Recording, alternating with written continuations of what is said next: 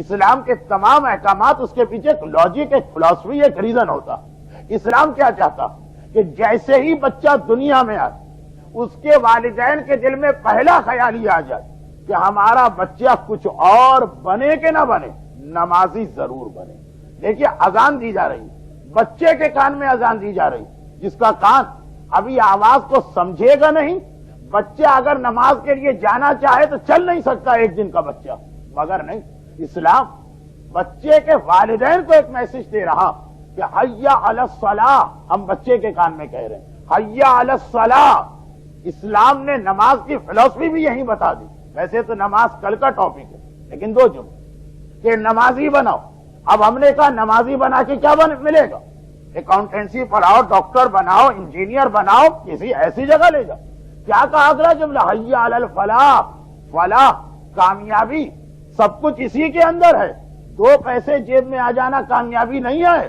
آ بھی گئے تو چھوڑ کے جانا پڑیں گے، قبر میں لے کے نہیں جاؤ گے. دیکھیے نماز، پہلا جملہ کیا ہے؟ حیا علی الصلاح، نماز کی طرف ہو. ہمارا ینگسٹر ایک سوال کرتا ہے نا، وائی، کیوں آئے؟ کہا اس لیے کہ حیا علی الفلاح، اس کے اندر کامیابی ہے. فلاح، اذان کا جملہ پورے نماز کی فلسفی بتا رہا ہوں.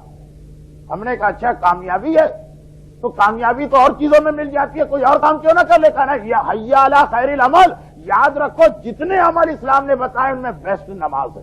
خیر العمل گڈ نہیں، بیسٹ، سب سے بہترین عمل. یہ والدین سے کہا کہ اولاد کو پہلا میسج بننا ہے کہ نہیں بننا، انجینئر بننا ہے کہ نہیں بننا، چارٹرڈ اکاؤنٹنٹ بننا ہے کہ نہیں بننا.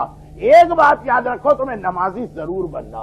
یہ اولاد کو پہلا گفٹ ہے کہ جو والدین دے رہے ہیں، یہ پہلا میسج. رحمتک یا ارحم الراحمین وصلی اللہ علی محمد وآلہ الطاہرین.